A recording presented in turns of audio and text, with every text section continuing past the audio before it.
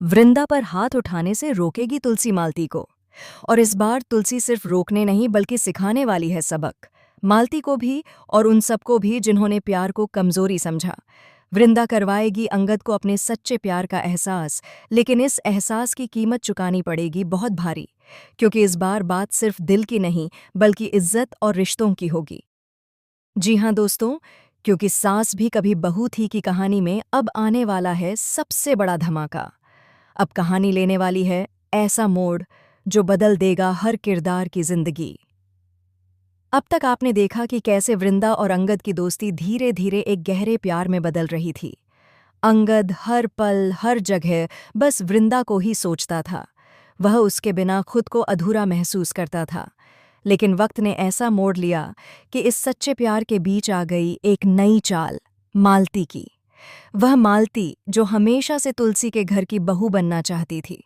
वह मालती जो खुद को संस्कारी और मासूम दिखाने का दिखावा करती थी, लेकिन असल में उसके मन में जलन, लालच और जीतने की जिद बस चुकी थी। और इसीलिए जब उसे पता चला कि अंगद की जिंदगी में किसी और का नाम है, वृंदा, तो उसने तय कर लिया कि अब वह सिर्फ अंगद को नहीं बल्कि पूरे घर को अपने कब्जे में करेगी।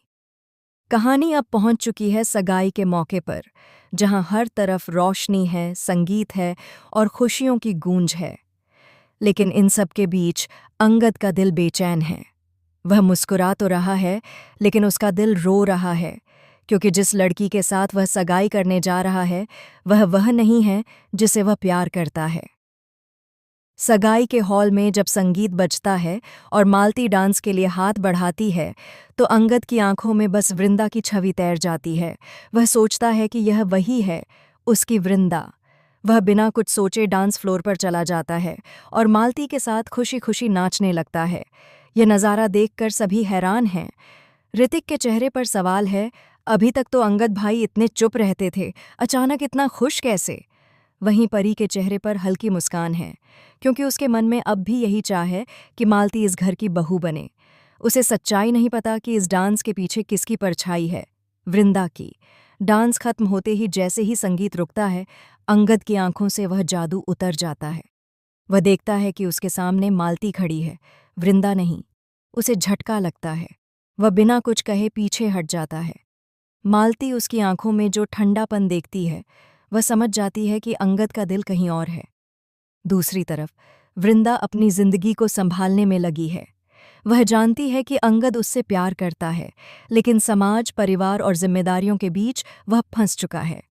वह चुपचाप अपने दुख को छिपाकर आगे बढ़ने की कोशिश करती है। उसे नहीं पता कि अंगद हर पल उसके लिए कुछ न कुछ कर रहा है।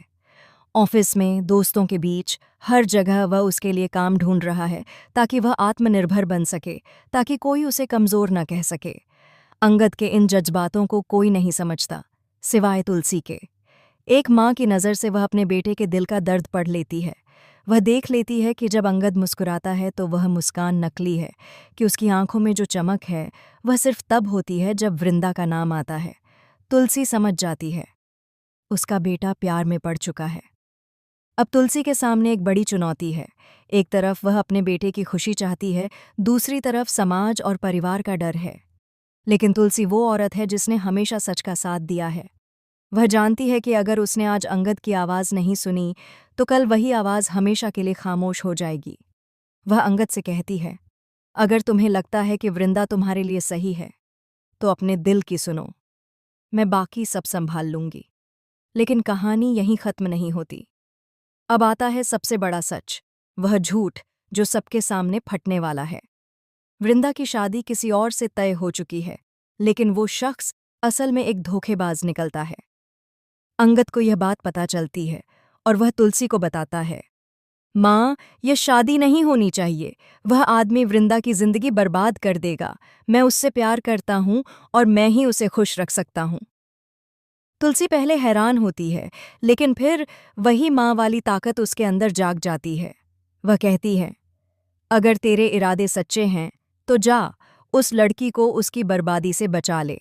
और फिर जो होता है वह, क्योंकि सास भी कभी बहू थी, कि अब तक की सबसे भावनात्मक और झकझोर देने वाली रात बन जाती है।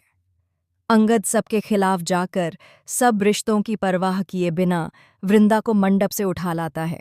सबके सामने कहता है, मैं उससे प्यार करता हूं और उसी से शादी करूंगा। जब अंगद और वृंदा शादी करके तुलसी निवास लौटते हैं तो पूरा घर हिल जाता है। मालती की आंखों में गुस्सा, जलन और अपमान का तूफान है। वह चिल्लाती है, वो लड़की मेरा हक छीन लाई। और इसी गुस्से में आकर जब वह वृंदा पर हाथ उठाने के लिए बढ़ती है, तभी वहां आकर तुलसी उसका हाथ पकड़ लेती है। पूरा माहौल सन्नाटे में डूब जाता है। तुलसी की आंखों में अब गुस्सा नहीं, बस दृढ़ता है। वह मालती की आंखों में देखती है और कहती है, किसी का हक छीनने से पहले ये सोच लेना चाहिए कि वो हक किसका है। अंगद ने उसी से शादी की है जिससे वो प्यार करता है, और प्यार किसी की संपत्ति नहीं होती, ये ऊपर वाले का आशीर्वाद होता है। मालती चुप हो जाती है, लेकिन उसके दिल में आग भड़कती है, और उसी आग से अब कहानी में उठने वाला है एक नया तूफान, क्योंकि तुलसी के इस फैसले से घर के बाकी लोग टूट जाएंगे। मिहिर, जो अब तक तुलसी के हर कदम पर साथ था, अब उससे दूर हो जाएगा।